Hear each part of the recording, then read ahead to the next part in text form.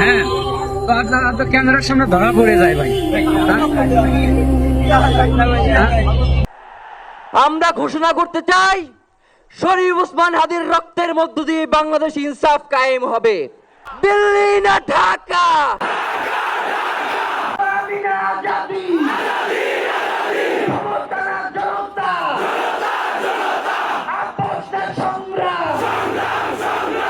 জাতীয় সংসদ ভবনের দক্ষিণ প্লাজা থেকে শুরু করে মানিক মিয়া এভিনিউ, সেখান থেকে ফার্মগেট, খামারবাড়ি, আসাদ গেট এবং উত্তরের চীনমৈত্রী সম্মেলন কেন্দ্র, যেদিকেই চোখ যায় শুধু মানুষ আর মানুষ। বাংলাদেশের ইতিহাসে এমন দৃশ্য কবে কে দেখেছে তা সন্দেহ। একজন ব্যক্তির জানাজাকে কেন্দ্র করে রাজধানীর রাজপথ কার্যত জনসমুদ্রে পরিণত হয়েছে। বিশ্ব দেখল এক নজিরবিহীন বিদায় লগ্ন। ইনকিলাব মঞ্চের মুখপাত্র এবং জুলাই গণ অভ্যুত্থানের অন্যতম সংগঠক শহীদ শরীফ ওসমান হাদির জানাজায় উপস্থিতির এই বিশালতা কেবল সংখ্যার বিচারে নয়, আবেগের দিক থেকেও এক অনন্য রেকর্ড সৃষ্টি করেছে। গত 20 ডিসেম্বর সকাল থেকেই রাজধানীর বিভিন্ন প্রান্ত থেকে হাজার হাজার মানুষ মিছিল নিয়ে মানিক মিয়া এভিনিউর দিকে অগ্রসর হতে থাকেন। মনে হচ্ছিল ঢাকার সব রাস্তা যেন এক মোহনায় এসে মিশেছে। দুপুর 1টার মধ্যেই জাতীয় সংসদের দক্ষিণ প্লাজার দুটি বিশাল মাঠ কানায় কানায় পূর্ণ হয়ে যায়। স্থান সংকুলান না হওয়ায় মানুষের ভিড় মূল সড়ক ছাপিয়ে আশেপাশের কয়েক কিলোমিটার এলাকা পর্যন্ত বিস্তৃত হয়। এই বিশাল জনসমাগমের সঠিক সংখ্যা নিরূপণ করা সাধারণ চোখে প্রায় অসম্ভব ছিল। তবে প্রযুক্তির সহায়তায় এই জনস্রোতের একটি বিশ্বাসযোগ্য চিত্র পাওয়া গেছে। বিএম সাব্বির হোসেন কৃত্রিম বুদ্ধিমত্তা ব্যবহার করে এই জমায়েতের একটি এস্টিমেট তৈরি করেছেন।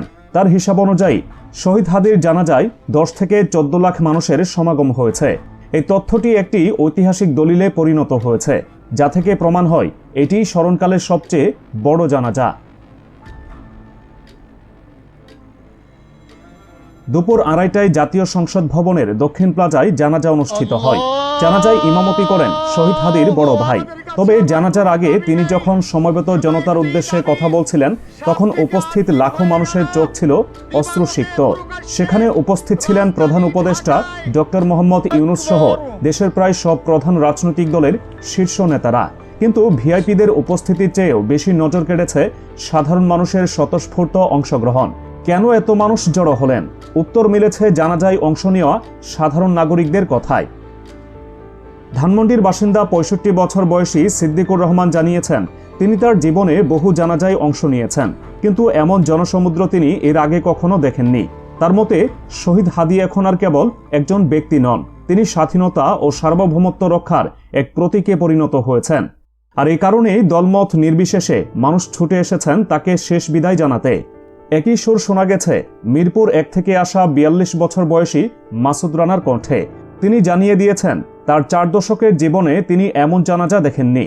তার ব্যক্তিগত পর্যবেক্ষণ বলছে, চোখের আন্দাজে সেখানে 7 থেকে 8 লাখ মানুষ ছিল, যা প্রযুক্তির হিসাবের সাথে অনেকটাই মিলে যায়। মোহাম্মদপুরের বাসিন্দা আকিব হাসান এবং সেগুনবাগিচার সালাউদ্দিনের মতো অনেকেই জানিয়েছেন, এই সংখ্যা 6 থেকে 7 লাখের কম হওয়ার কোনো সুযোগ নেই। এই যে লাখো মানুষের ঢল, এর পেছনে রয়েছে এক মর্মান্তিক হত্যাকাণ্ডের প্রেক্ষাপট। গত 12 ডিসেম্বর দুপুরে রাজধানীর পুরানা পল্টনের বক্স কালভার্ট রোডে রিকশায় থাকা অবস্থায় শরীফ ওসমান হাদির উপর হামলা চালানো হয়। মোটরসাইকেলে আসা এক সন্ত্রাসী তাকে লক্ষ্য করে গুলি চালায়। সেই বুলেটের আঘাতে তিনি গুরুতর আহত হন। টানা 6 দিন মৃত্যুর সঙ্গে পাঞ্জা লড়ে গত বৃহস্পতিবার সিঙ্গাপুরের একটি হাসপাতালে তিনি শেষ নিঃশ্বাস ত্যাগ করেন। শুক্রবার সন্ধ্যায় বিমান বাংলাদেশের একটি ফ্লাইটে তার মরদেহ দেশে ফিরিয়ে আনা হয়। শহীদ ওসমান হাদি কেবল একজন রাজনৈতিক কর্মী ছিলেন না, তিনি ছিলেন জুলাই গণ অভ্যুত্থানের অন্যতম রূপকার। তিনি স্বপ্ন দেখতেন একটি ইনসাফ ভিত্তিক রাষ্ট্র গঠনের। সেই লক্ষ্যে তিনি গড়ে তুলেছিলেন রাজনৈতিক ও সাংস্কৃতিক আন্দোলন ইনকিলাব মঞ্চ এবং প্রতিষ্ঠা করেছিলেন ইনকিলাব কালচারাল সেন্টার। হাদি বিশ্বাস করতেন, বিদ্যমান রাজনৈতিক সংস্কৃতি ভাঙতে হলে নতুন ধারার রাজনীতি প্রয়োজন। তিনি ঢাকা 8 আসনে স্বতন্ত্র প্রার্থী হিসেবে নির্বাচন করার ঘোষণাও দিয়েছিলেন। তার এই অকাল প্রয়াণ এবং নির্মম হত্যাকাণ্ডের কারণেই মানুষের মনে ক্ষোভ এবং ভালোবাসা একাকার হয়ে এই বিশাল জানাজার প্রেক্ষাপট তৈরি হয়েছে। ইতিহাসের দিকে তাকালে দেখা যায় এমন বিশাল জানাজা বাংলাদেশে এর আগে মাত্র একবারই দেখা গিয়েছিল। সেটি ছিল 1981 সালে শহীদ প্রেসিডেন্ট জিয়াউর রহমানের জানাজা। দীর্ঘ ৪৫ বছর পর আবার সেই একই দৃশ্য, একই জনস্রোত। শহীদ প্রেসিডেন্ট জিয়াউর রহমান এবং শহীদ শরীফ ওসমান হাদী দুজন দুই ভিন্ন সময়ের এবং ভিন্ন অবস্থানের মানুষ। একজন রাষ্ট্রনায়ক, অন্যজন রাজপথের লড়াকু সংগঠক, কিন্তু তাদের জানাজায় উপস্থিত মানুষের ঢল ইতিহাসের পাতায় এক আশ্চর্য মিল তৈরি করে দিয়েছে। বাবারা যে বয়সে জিয়াউর রহমানের জানাজায় অংশ নিয়েছিলেন, আজ তাদের সন্তানেরা দাঁড়িয়েছেন শহীদ ওসমান হাদীর জানাজায়। উপস্থিতির সংখ্যা নিয়ে যত তর্কই থাকুক না কেন, সময়ের প্রেক্ষাপটে এই দুটি জানাজায় সর্বোচ্চ জনসমাগমের রেকর্ড গড়েছে। এই মিল কেবল সংখ্যার নয়, আদর্শেরও। শহীদ জিয়াউর রহমান এমন এক সময়ে বাংলাদেশের নেতৃত্ব দিয়েছিলেন যখন দেশটি সদ্য স্বাধীন। তখনও বাঙালি জাতীয়তাবাদের আড়ালে পূর্ণাঙ্গ কালচারাল ফ্যাসিজম কাঠামো তৈরি হয়নি, কিন্তু জিয়াউর রহমান এর ভয়াবহতা আঁচ করতে পেরেছিলেন।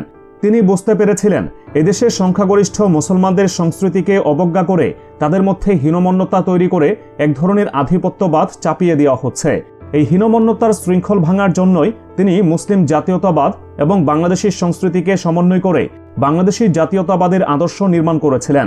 তিনি চেয়েছিলেন এমন এক ইনসাফ ভিত্তিক সমাজ যেখানে মানুষ তার নিজস্ব পরিচয় নিয়ে মাথা উঁচু করে দাঁড়াবে। ঠিক একই দর্শনের প্রতিফলন দেখা যায় শহীদ ওসমান হাদীর কর্মে। বর্তমান সময়ে যখন সাংস্কৃতিক ফ্যাসিজম তার চূড়ান্ত রূপ ধারণ করেছে, তখন তিনি কিংবদন্তির মতো আবির্ভূত হয়েছিলেন। তিনি সরাসরি আঘাত করেছিলেন এই ফ্যাসিবাদের মূলে। তিনি বুঝেছিলেন রাজনৈতিক ফ্যাসিজমের মূল ভিত্তি হল কালচারাল ফ্যাসিজম। তাই তিনি ইনকিলাব মঞ্চ এবং ইনকিলাব সেন্টারের মাধ্যমে এই ভিত্তি নড়বড়ে করে দেওয়ার কাজ শুরু করেছিলেন।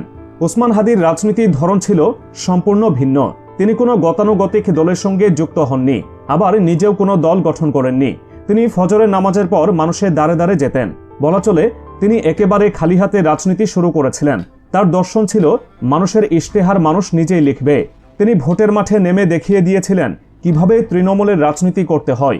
তিনি যখন দেখলেন দেশের নেতৃত্বের একটি অংশ ব্যক্তিগত বা দলীয় স্বার্থে সার্বভৌমত্বের প্রশ্নে আপোস করছে, তখন তিনি কঠিন অবস্থান বেছে নিয়েছিলেন। এই আপোষহীনতার মূল্য তাকে জীবন দিয়ে চোকাতে হয়েছে।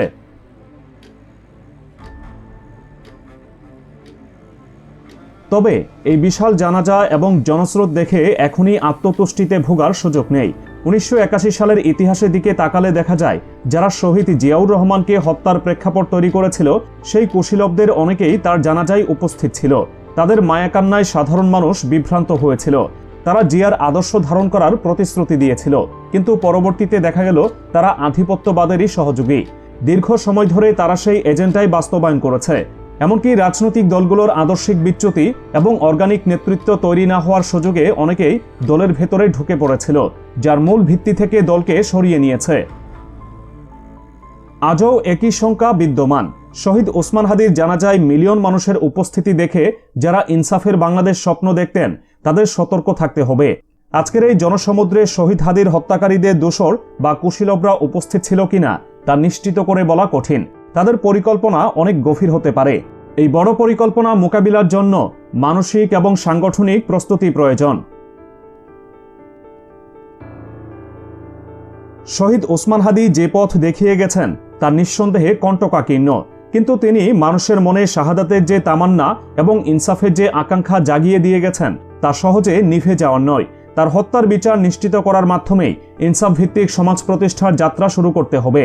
একটি গণতান্ত্রিক নির্বাচনের মাধ্যমে গঠিত সরকারই এদেশের ভবিষ্যৎ বিনির্মাণ করবে, যেখানে ওসমান হাদীর চিন্তা ও দর্শন প্রসারিত হবে। রাজনৈতিক দলগুলো এবং সাধারণ মানুষকে বুঝতে হবে ইনসাফ ভিত্তিক সমাজ প্রতিষ্ঠার সংগ্রামী হল শহীদ হাদীর রেখে যাওয়া অসমাপ্ত কাজে ধারাবাহিকতা। সাংস্কৃতিক আধিপত্যবাদ মোকাবেলায় প্রত্যেককে তার চিন্তা ও কর্ম গভীরভাবে অনুধাবন করতে হবে। একটি গণতান্ত্রিক মুসলিম রাষ্ট্র হিসেবে বাংলাদেশ তখনই শক্তিশালী হবে যখন এই দেশের মানুষের মানসপট বুঝে রাজনীতি পরিচালিত হবে।